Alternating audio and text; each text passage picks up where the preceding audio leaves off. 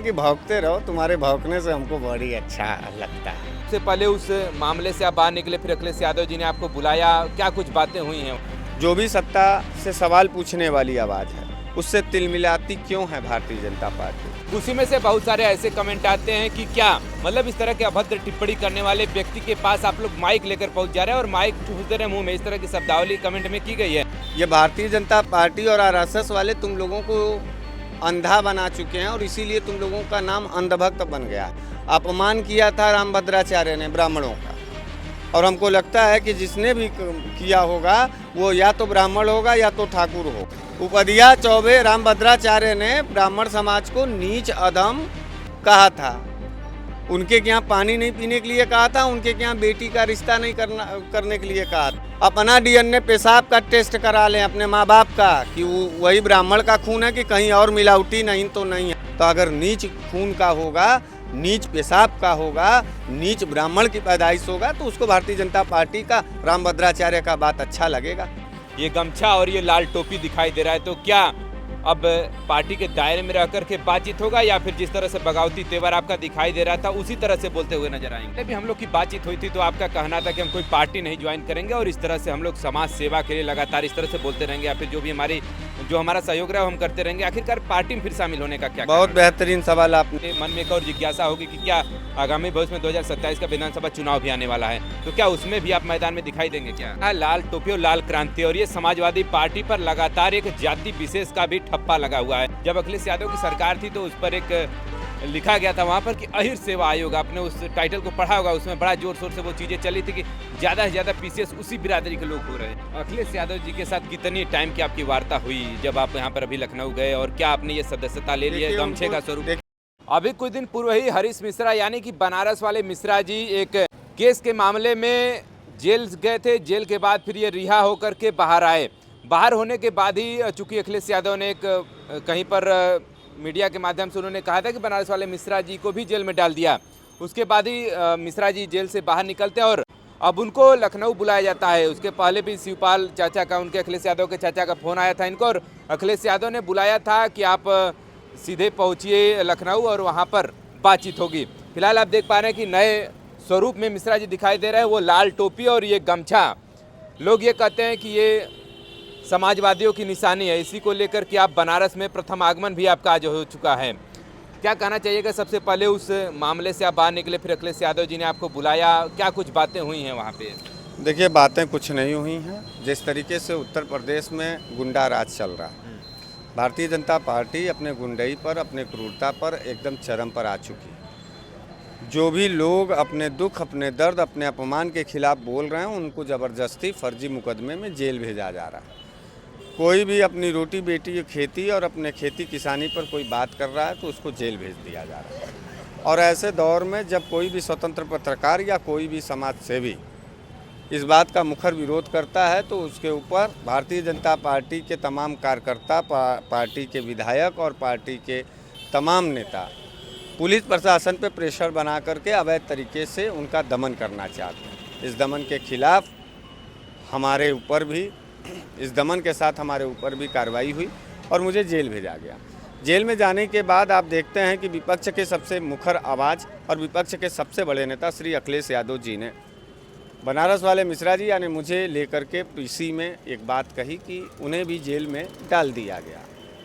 हम पूछना चाहते हैं कि जो भी मुखर आवाज़ है, जो भी सत्ता से सवाल पूछने वाली आवाज़ है, उससे तिलमिलाती क्यों है भारतीय जनता पार्टी? उसका जवाब देने के बजाय, उस प्रक्रिया में सुधार लाने के बजाय वो गुंडागर्दी करती है और पुलिस का सहारा लेती है। ये जो गुंडागर्दी है उसके पीछे वर्दी है, ये जो गुंडागर्दी है उसके पीछे वर्दी है और उस वर्दी के सहारे जो है लोगों के आवाज़ को दबाया जाता है। तो ऐसे दौर में समाजवादी पार्टी के राष्ट्रीय अध्यक्ष श्री अखिलेश यादव जी ने मुझे बुला करके यह संदेश दिया है कि उत्तर प्रदेश में किसी भी ज़िले, किसी भी गांव, चट्टी, मोहल्ले पर कोई भी व्यक्ति या कोई भी नौजवान अगर जनता के पक्ष का सवाल का बात उठाता है और उसके साथ अगर दमन होता है तो समाजवादी पार्टी उसके साथ खड़ी होगी, उसकी आवाज़ बनेगी और उसके लिए संघर्ष करेगी। जी। तमाम हम लोग वीडियो कवर किए थे जब आप जेल से बाहर निकले थे, लेकिन उसी में से बहुत सारे ऐसे कमेंट आते हैं कि क्या मतलब इस तरह के अभद्र टिप्पणी करने वाले व्यक्ति के पास आप लोग माइक लेकर पहुंच जा रहे हैं और माइक चूस दे रहे हैं मुंह में, इस तरह की शब्दावली कमेंट में की गई है। और बहुत सारे कमेंट तो आपके पक्ष में, लेकिन एक दो कमेंट इस तरह के आते हैं जो कि आपके विपक्ष में होते हैं, तो उनके लिए क्या कहना चाहिएगा? उनके लिए कहना चाहते हैं कि भौंकते रहो, तुम्हारे भौंकने से हमको बड़ी अच्छा लगता है। भौंकते नहीं हो, बिलबिलाते नहीं हो, तो मुझे ये एहसास होता है कि शायद हम काम नहीं कर रहे हैं। और दूसरी बात यह है कि जो लोग ये कह रहे थे उन लोगों से मैं ये कहना चाहता हूँ, पहले पूरी खबर पर ध्यान रखा करो। ये भारतीय जनता पार्टी और आरएसएस वाले तुम लोगों को अंधा बना चुके हैं और इसीलिए तुम लोगों का नाम अंधभक्त बन गया है। अपमान किया था रामभद्राचार्य ने ब्राह्मणों का, और हमको लगता है कि जिसने भी किया होगा वो या तो ब्राह्मण होगा या तो ठाकुर होगा, क्योंकि इन्हें कुछ दिखाई नहीं देता, ये अपमानित हो रहे हैं।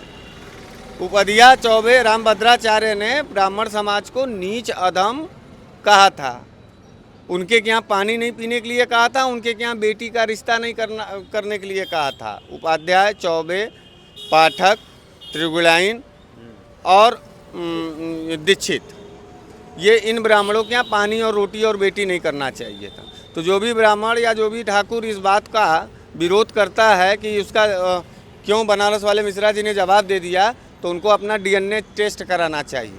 और उनसे हम कहना चाहते हैं कि तुम्हारे की तरह इतने गुलाम नहीं है कि गाली सुन करके भी भारतीय जनता पार्टी में लाइन लगा करके जय जयकार करेंगे। किस तरह की डीएनए की बात करें? अपना डीएनए पेशाब का टेस्ट करा लें अपने माँ बाप का, कि वही ब्राह्मण का खून है कि कहीं और मिलावटी नहीं तो नहीं है। क्योंकि ब्राह्मण अपने अपमान के खिलाफ बगावत कर देता है, विद्रोह कर देता है। पंडित मंगल पांडे जी का विद्रोह आपको याद होगा, देश की आज़ादी का प्रथम क्रांति किया। तो हम लोग पंडित चंद्रशेखर आज़ाद, उनके बगावतपन को आपने देखा होगा। हम लोग उस डीएनए के हैं, हम लोग सावरकर वाले डीएनए के नहीं हैं कि अंग्रेज़ों के दलाली भी करें और पेंशन भी लें और देश के क्रांतिकारियों का भी जेल भेजवा दें, मुखबिरी करें। तो ये मुखबिर ब्राह्मण नहीं है, बागी और विद्रोही ब्राह्मण हैं। गाली दोगे जवाब देंगे मुकम्मल, और कह देना उन लोगों से कि थोड़ा जब बोला करें तो पढ़ लिया करें, पढ़ने पे टैक्स नहीं है अभी, किताब पढ़ना पढ़ा करें। किसी भी वीडियो पर अगर कोई भी बयान दे रहे हैं या कोई कमेंट कर रहे हैं तो उनसे कह दीजिए कि कम से कम उसकी पूरी तह तक जानकारी ले लिया करें, उसको नहीं मालूम है। और जो लोग ये कह रहे हैं उनको क्या वो ब्राह्मण कम्युनिटी का है और उसको ये नहीं मालूम है, उसके भी घर में चौबे होंगे, उसके भी रिश्तेदारी में जो है उपधिया होंगे, उसके भी रिश्तेदारी में दीक्षित होंगे। क्या वो अपने खून को, अपने कुल को, अपने ब्राह्मण के काल को वो कलंकी, अधम, नीच समझता है? तो अगर नीच खून का होगा, नीच पेशाब का होगा, नीच ब्राह्मण की पैदाइश होगा, तो उसको भारतीय जनता पार्टी का रामभद्राचार्य का बात अच्छा लगेगा। हमको तो नहीं अच्छा लगा। हम 100 बार जेल जाएंगे अगर इस तरीके की बात कही जाएगी हमारी जाति के आधार पर। मैं विद्रोह कर दूंगा, मैं बगावत कर दूंगा। चलिए, ये तो बात रही उस कमेंट को लेकर के, लेकिन अब थोड़ा सा अब ये गमछा और ये लाल टोपी दिखाई दे रहा है, तो क्या अब पार्टी के दायरे में रह करके बातचीत होगा या फिर जिस तरह से बगावती तेवर आपका दिखाई दे रहा था उसी तरह से बोलते हुए नजर आएंगे? देखिए, बगावती तेवर के लिए पार्टी के दायरे की ज़रूरत नहीं है। लड़ाई पार्टी की नहीं चल रही है, लड़ाई ज़िंदगी की चल रही है, लड़ाई भूख के खिलाफ की चल रही है, लड़ाई स्वाभिमान के लिए चल रही है। लड़ाई जो है वो समानता के लिए लड़ी जा रही है, लड़ाई संविधान के लिए लड़ी जा रही है। और ये जो लाल टोपी है ये क्रांति का प्रतीक है। समाजवादी शब्द एक ऐसा शब्द है जो पूरे समाज के समुदाय को एकजुट कर करके देश के साथ साथ उनकी आत्मोन्नति के लिए भी प्रयास किया जाता है, उसी को समाजवादी कहते हैं। तो हमारा और आपका जो ये प्रयास है, हमारे और आप जैसे जो जितने नौजवान हैं, जो लोग इस समाज और इस देश के लिए सच्ची समर्पण का भाव रखते हैं, उनके लिए समाजवादी होना बेहद ज़रूरी है। और रही दायरे की बात, अपमान के खिलाफ बगावत होता है, विद्रोह होता है और वो रहेगा, जरा सा भी कोई समझौता नहीं है।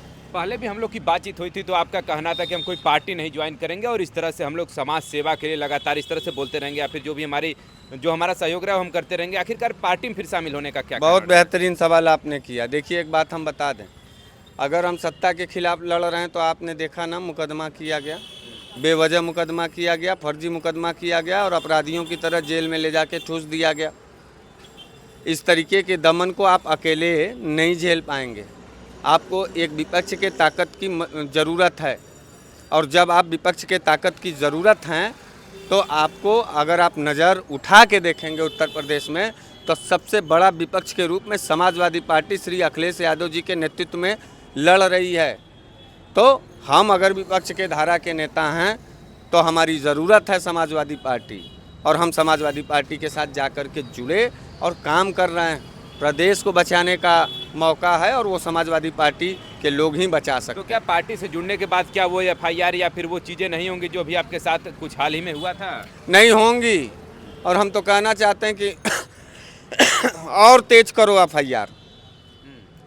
ताकत बढ़ी हुई है, सीमित ताकत थी, अकेला था, अब काफिला बन रहा है समाजवादियों का।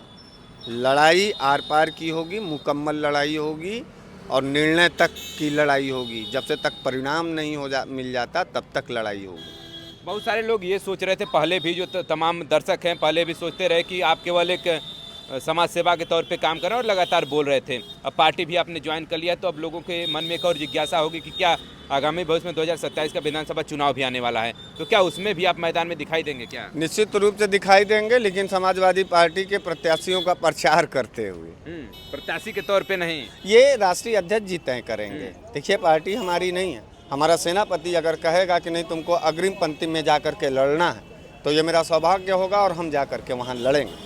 लेकिन आप ये कहिए कि सिर्फ और सिर्फ स्वार्थवश, लालचवश खाली एमपी एमएलए बनने की लड़ाई है, तो ये मेरे दिल में नहीं है, ये मेरे मिजाज में नहीं है।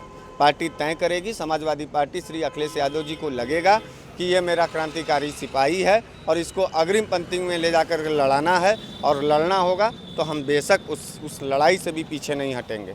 लेकिन आंतरिक इच्छा से अभी चुनाव के लिए कोई मामला नहीं।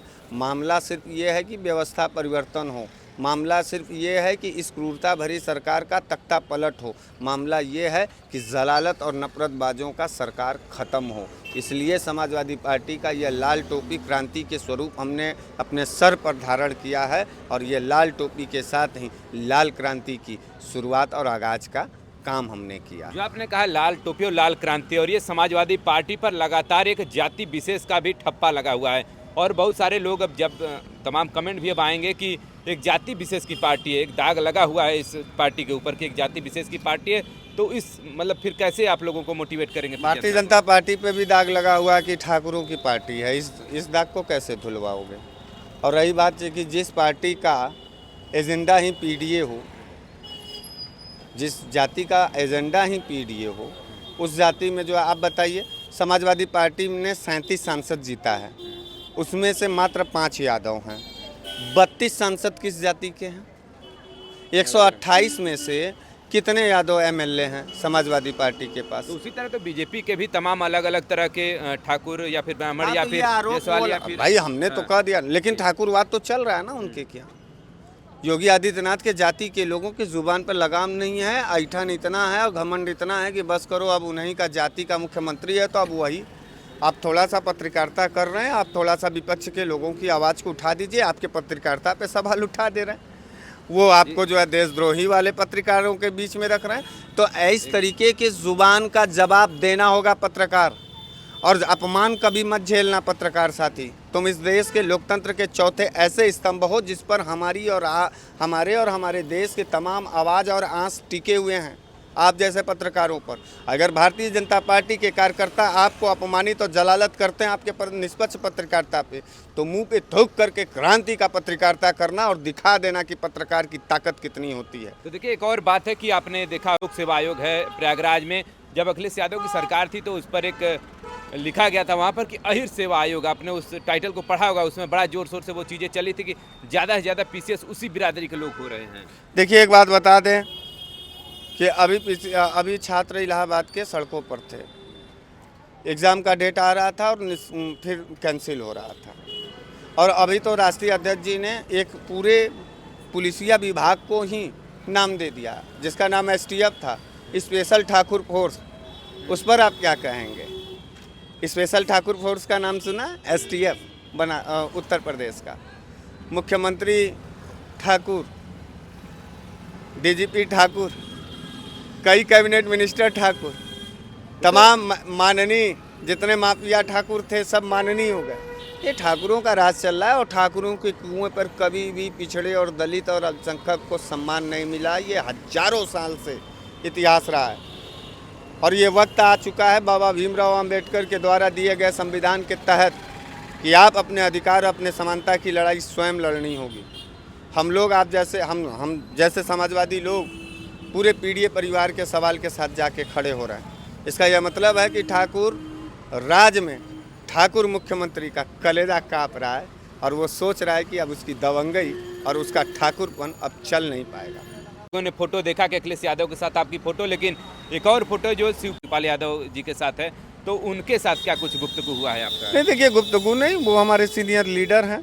समाजवादी पार्टी में काम करना है तो वो हमारे चाचा स्वरूप हैं, पूरे पार्टी के चाचा स्वरूप हैं। बुजुर्गों का आशीर्वाद लेना है और नेतृत्व और कुछ ज्ञान तो मिलता ही है। मिलने के बाद साहस दिया और कहा कि डरने की कोई बात नहीं है, पूरा समाजवादी पार्टी आपके साथ है।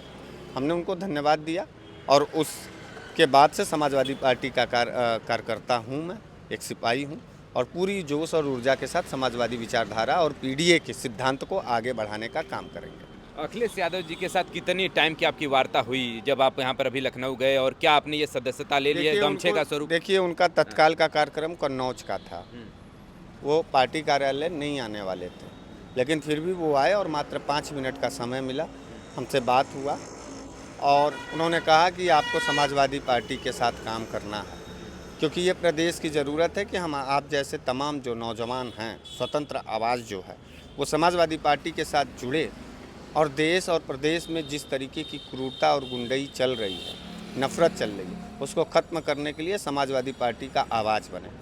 मुझे ये उनका प्रस्ताव अच्छा लगा और मैं समाजवादी विचारधारा के साथ जुड़ करके समाजवादी संघर्ष की तरफ अपना कदम बढ़ा रहा हूँ। कुछ और जाते जाते जो तमाम दर्शक देख रहे हैं, बहुत सहयोग, जब आप जेल में थे तो बहुत लोगों ने बड़ा सहयोग किया और बड़ा मुखरता से बोले भी की, और मतलब एक मिश्रा जी चले गए, लेकिन ये ना सोचें कि बनारस वाले मिश्रा जी चले गए तो कोई और बोलने वाला बनारस में नहीं है। तमाम ऐसे आवाज़ उठते रहे बीच बीच में, जो है कि हम लोगों ने 3 दिन तक लगातार कवरेज किया था, तो उनके लिए क्या कहना चाहिए? नहीं, मैं उनका हृदय से धन्यवाद देता हूँ, अपने परिवार के साथ, अपने साथियों के साथ धन्यवाद देता हूँ कि मुझे उन्होंने तनहा नहीं छोड़ा। जिस हिसाब से मैं पूरे देश के अंदर तमाम सभी जाति के दायरे को तोड़ते हुए, धर्म के दायरे को तोड़ते हुए हमने मानवता के आधार पर जो लड़ाई लड़ी, उस तरीके से हमारे तमाम समर्थक, हमारे तमाम साथी जो मुझे चाहते हैं, जो मुझे अपना स्नेह और प्यार और आशीर्वाद देते हैं, मैं उनसे यही निवेदन करूंगा कि आपका प्यार, स्नेह, आशीर्वाद यूं ही बना रहे और हम आपकी उम्मीदों पर खरा उतरेंगे और इस देश में क्रूरता और गुंडई ख़त्म करेंगे। चलिए, बहुत बहुत धन्यवाद है कि हमारे साथ बनारस वाले मिश्रा जी, और जेल से छूटने के बाद अभी लखनऊ अखिलेश यादव ने इनको बुलाया था और मुलाकात किया था, और उसके बाद साथ ही साथ जो अखिलेश यादव के चाचा हैं शिवपाल यादव से, उनसे भी इनकी मुलाकात हुई। कन्नौज जाने का उनका उस दिन कार्यक्रम था, लेकिन बनारस वाले मिश्रा जी वहाँ पर गए थे तो उनसे पार्टी कार्यालय पहुँचते और उनसे मुलाकात करते हैं और उनसे उनका प्रचार प्रसार या फिर जो भी इनका जन समर्थन है उसको बखूबी निभाने का इनका प्रयास है। और जैसा कि उन्होंने कहा भी कि लगातार आप समाजवादी पार्टी के साथ जुड़िए और लगातार काम करते रहिए।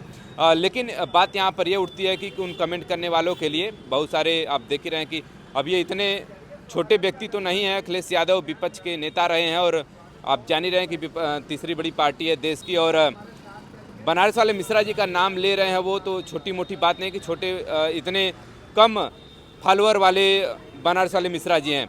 चाहने वाले इनके बहुत हैं। जब तक हम लोग यहाँ पर इंटरव्यू करते हैं, इनको 8-10 लोग यहाँ से गुजरते हैं तो सभी लोग, बहुत सारे लोग तो ऐसे होते हैं रुक करके इनसे मिल करके जाते हैं, ऐसा भी देखने को मिलता है। लेकिन कुछ ऐसे लोग हैं जो कमेंट करते हैं तो उन कमेंट को अब नकार करके अब आगे बढ़ना है। जैसा कि इन्होंने कहा, फिलहाल अब लगातार सवाल तो समाजवादी सरकार पे भी उठता रहा है जाति विशेष को लेकर के, और इस सरकार में भी जाति विशेष को लेकर के इन्होंने भी सवाल उठाया है। फिलहाल आप कमेंट करके बताइएगा कि आपको क्या लगता है कि सभी पार्टियां क्या जाति विशेष के लिए ही बनी है? ऐसी कोई पार्टी जो कि सभी जातियों को समरूपता से लेकर के चले और संभाव बना करके रखे? कमेंट करके जो बताइएगा। आपको क्या लगता है कि क्या बनारस वाले मिश्रा जी को संभावना है कि क्या कि 2027 के विधानसभा चुनाव में कहीं न कहीं से टिकट मिल जाए? कमेंट करके जरूर बताइएगा। फिलहाल मिलते हैं किसी और नई खबर के साथ। Thanks for watching this video.